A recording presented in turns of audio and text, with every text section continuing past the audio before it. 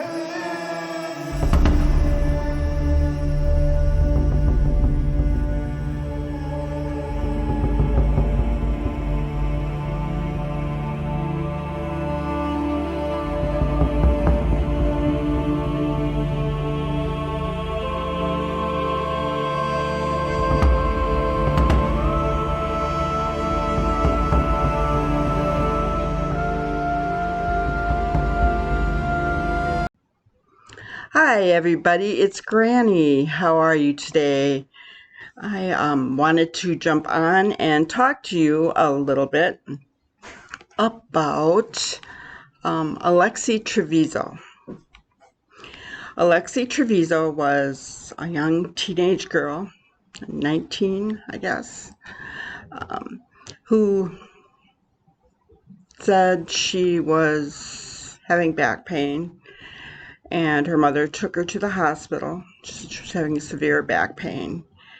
And the doctors, nurses asked her, was there any way that you might be pregnant? And she said, no, there's no way she could be pregnant. And lo and behold, she ran to the bathroom, which is out in the hallway.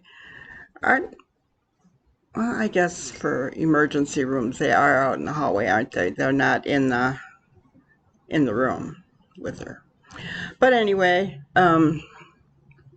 she ended up giving birth to the baby in the bathroom without telling anybody, and she put the baby in a trash can, the bottom of the trash can, put it in plastic, wrapped it in the trash, put it in the bottom of the trash can, and then put an empty liner over the top of it, as if the baby wasn't there underneath. And when she came out, because she was in there for quite a while, when she came out, there's blood everywhere in the bathroom, obviously. So, we're going to talk about her case tonight. So what I want to do, we actually got the autopsy results back from the baby. But I'm going to kind of just show you, I'd like to watch court TV a little bit. They talk about the autopsy, they show the video of her holding her back in and running to the bathroom. So that way it'll give you a kind of an overview of everything that has gone on with Alexi. All right, so here we go.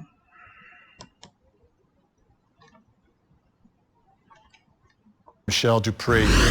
Dr. Dupree, great to see you tonight. Thank you so much. Let's start first with cause and manner of death here, because this is causing a lot of confusion for a lot of folks. Cause of death, entrapment. I've never seen that before. Been doing this for many years, but I've never seen that before. Manner of death, homicide. What do those words mean to you, Dr. Dupree? Well, the entrapment is, as you would expect, it means that the baby was in a position that they were trapped and couldn't get out. So in the trash can, and most likely suffocated because they were entrapped. And of course, the baby didn't get in there by themselves, so that would be a homicide. Now, let's take a look at some more findings from this autopsy, which will be very, very significant. Live born male newborn. Aerated lungs, air in stomach, no decomposition. Tell us a little bit about that, what that means, because I think part of the defense here will be that this child was not born alive, that this was a stillbirth, or perhaps died very quickly after taking one or two breaths. Right. The most important thing for us to determine in cases like this is whether or not the child was born alive or not. And one of the ways that we test that is to determine if there was air in the lungs. And we can do that in a couple of different ways. We can do it microscopically by identifying that the alveoli in the lungs had expanded and were air-filled. We can also do that by floating the lungs in water. lack of maceration tells us that the baby was not dead in utero. So we really have all indications here that it was a live birth. Okay, now another thing, because I spoke with her attorney at length, he joined us on the show. One of the things he said is that that hospital had administered some drugs before the test results were back that she was pregnant. Could those drugs have played any sort of a role, whether it's morphine or something for her pain? She was in there for back pain. I know we don't have the toxicology results for you, doctor, but what would you be looking for, and could that play a role in all of this? Well, it could, but obviously it depends on exactly what those drugs were and what their purpose was. If it was some kind of narcotic, or was it a painkiller that was not a narcotic, exactly what were they? But drugs can have an effect on pregnancy. They can cause the pregnancy to come early, and then they can also do some damage to the fetus itself. It just depends on what they were. And unfortunately, we don't know at this point in time. Will the toxicology be able to render those results? Yes, it definitely should be able to. So now I'm going to ask you another question, because I've covered so many trials through the years. There are experts like you who testify, but then there's always, not always, but most of the time there's an expert on the other side. When it comes to whether or not this was a stillbirth, could you see any scenario where a forensic expert would come in and have a differing opinion than the doctor who performed the autopsy, if you're talking about air in the stomach, aerated lungs? Is that something that could be in the gray area, or is that something that's pretty crystal clear and you would expect doctors to agree on? That is pretty crystal clear. I would expect doctors to agree on that. If the baby took a breath or breaths, there should be air in the lungs, and there was. So looking at where this battle may be, I have a feeling it may be related to that toxicology that we don't have yet. Do you see a scenario there where doctors could have different opinions about the effects and impacts that the drugs had on this child? Yes, absolutely. And again, it depends on what those drugs were and at what point they were administered. If it was something that could affect the fetus, that could affect the pregnancy, whether it enhanced it or whether it retarded it in some way, it absolutely could play a role. All right, doctor, I want to play one more thing for you here. This was the charge nurse during a police interview. Here's what he said about his observations, and then I'd like you to tell us if you see or hear any significance in what he's saying. Let's watch. He was blue, he was tucked in there. She had him wrapped in one and twisted and then folded under him, and then two more on top of him, and then another trash can, a clean one, in the trash line. So when I broke it open, he was tucked here, and there was nothing. Sorry you had to go through that. I'm serious. Yeah, everybody, it's just crazy. Yeah, I know. And that's not the placenta had? No, that's we shipped her, yeah, that's okay. where she went to Loveless. Loveless. Roswell. Yeah. Okay, I'm sorry. I misheard Lubbock. I'm sorry. Yeah, she still hadn't delivered the placenta. Doctor, anything there significant? Absolutely. What he describes is intentional. The baby was wrapped up and tucked in into this plastic bag and around this plastic bag, and that was intentional. There was no way that this baby would survive that. And the umbilical cord. A lot of people are wondering, like, how does someone by themselves in a bathroom take care of that part of the delivery? What scenario do you see there potentially for cutting the umbilical cord? Well, the umbilical cord is typically not that thick anyway. It can actually be torn if there's no sharp instruments to make a cut. It can be torn and severed that way. And would the status of that cord have any impact on the health of the child in terms of figuring out what happened here? Not maybe so much in figuring out what happened, but we always examine the umbilical cord when we have newborns. We examine that and the placenta, but it's for cases of infection or for cases of things like blood clots that would prevent the baby from getting the proper oxygenation. And that doesn't appear to be what happened in this case. Dr. Michelle Dupree, thank you so much for your help and your insight. Always appreciate it. My pleasure. Thank you. All right, let's bring in our think tank. They're live in. Okay, so I have never seen that on a autopsy either. Of course, I'm not going to see many autopsies just since I've been doing the true crime thing, right? But entrapment, that's kind of interesting. But the doctor explained it, how it was folded and wrapped around in plastic. And I agree with him. That's intentional. And then placed at the bottom.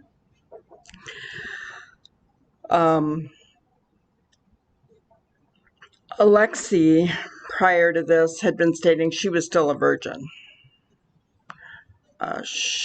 Then she said when the baby came out, it wasn't crying, it wasn't doing anything, it wasn't breathing. That's why she did what she did. I think it'd be really hard not to know that that baby was breathing.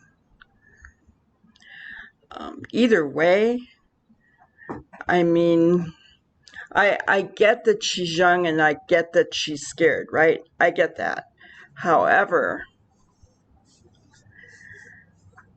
that baby took a couple of breaths, and regardless of any medication, any drugs, if she had called the nurse, which there's always a call button in those bathrooms, that baby may have been able to be saved. You know, if she didn't want it, she could give it up for adoption. I don't know what her parents' views are on that kind of thing, but that doesn't matter. She really was legally of age, so she could have given that baby away if she really wanted to. But just horrendous, going from I'm a virgin, or I just had a baby and I dropped it in the bathroom and put it in the wrapped it up in plastic. Oh, I don't know. These cases are getting harder and harder when they involve these children and infants, you know. I just think that she gave birth. She should have called the nurse. She didn't. What is this going to mean for her? Because entrapment, homicide, it's going to be on the death certificate. And then, you know, I mean, it's already reported to the officers what kind of drugs that she was given.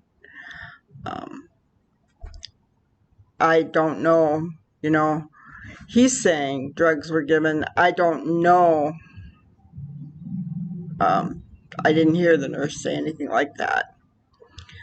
I find it difficult to believe, unless they just took her at her word, that she's a virgin with back pain. But I found it difficult to believe that they wouldn't have taken a blood test first to rule anything out, to make sure that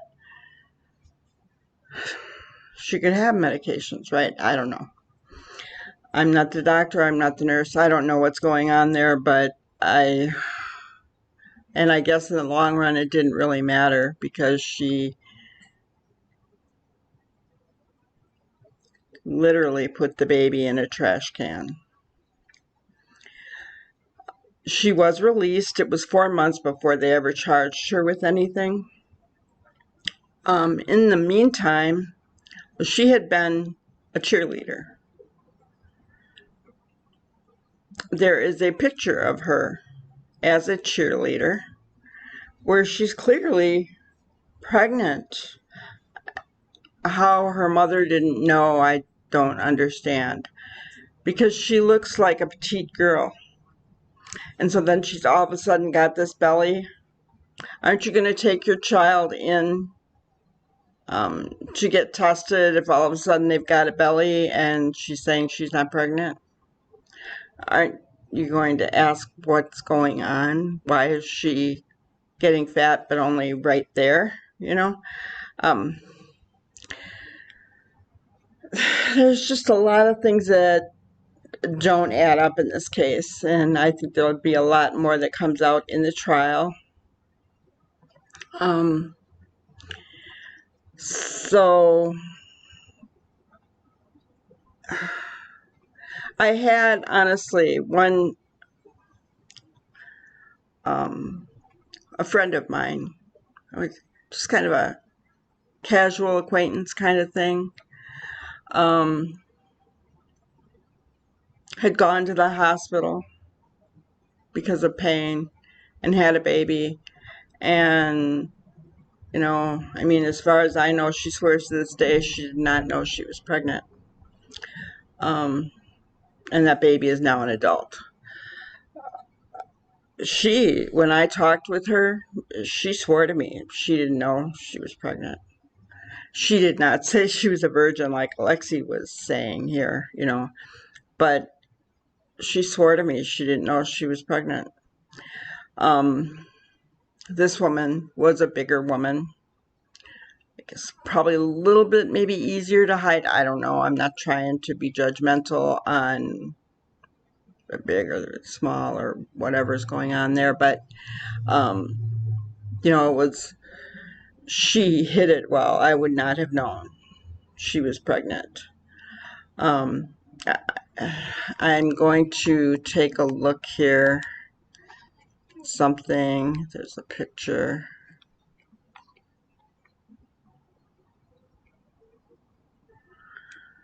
of Alexi.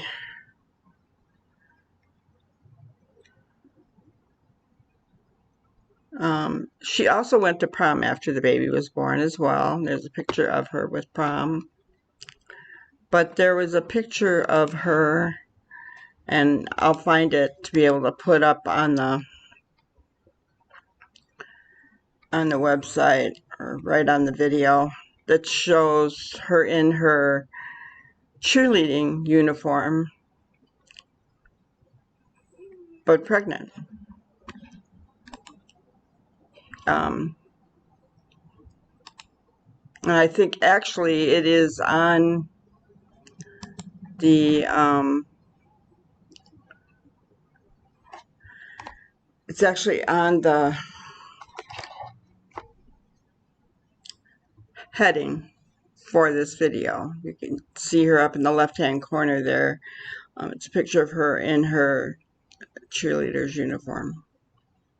So it's going to be interesting to see what happens with this trial.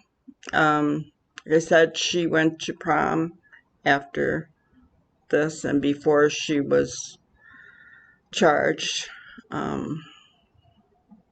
So it's going to be kind of, you got to wonder what things are going to come out in the trial that I think, as far as whether she's guilty or whether she's innocent, I mean, I guess we need to hear the facts, right? But honestly, when you know that she actually wrapped the baby up and then placed him in the trash can and then placed a bag over the top of that baby, she knew what she was doing. She knew she gave birth to that baby. Some might say she didn't know it was alive.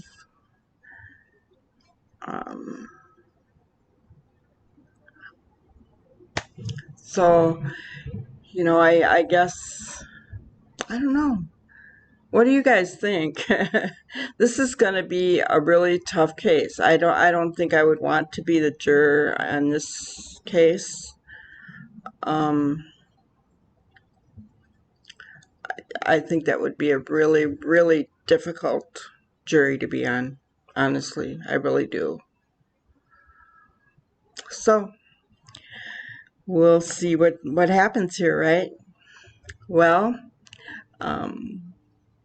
little by little, I'm getting caught up on some of these cases now. And yet there's always more coming out. But in the meantime, if you guys have a case that you want me to look into and to report on, let me know. Put it in the comments. Don't forget to like and to hit that subscribe button. Let's grow this channel. Let's grow this channel. Because I've got all kinds of ideas about what I want to do for members only and that kind of thing. So let's grow this channel. Share the content with your friends and family, relatives, whatever. But let's grow this channel. All right. Well, I hope you guys have an awesome, awesome night. And I really appreciate each and every one of you. We will see you on the next one. Thanks so much, guys. Thank you for watching another episode of Granny's Crime Busters. We really appreciate each and every one of you. Don't forget to subscribe and like and even share the content. You can follow us on any of our other social media platforms at YouTube, Twitter, Instagram, Facebook, and TikTok. We really appreciate you guys, and you can also email us at grannyscrimebusters@gmail.com. Thank you so much, and we will see you on the next one. Thanks, guys.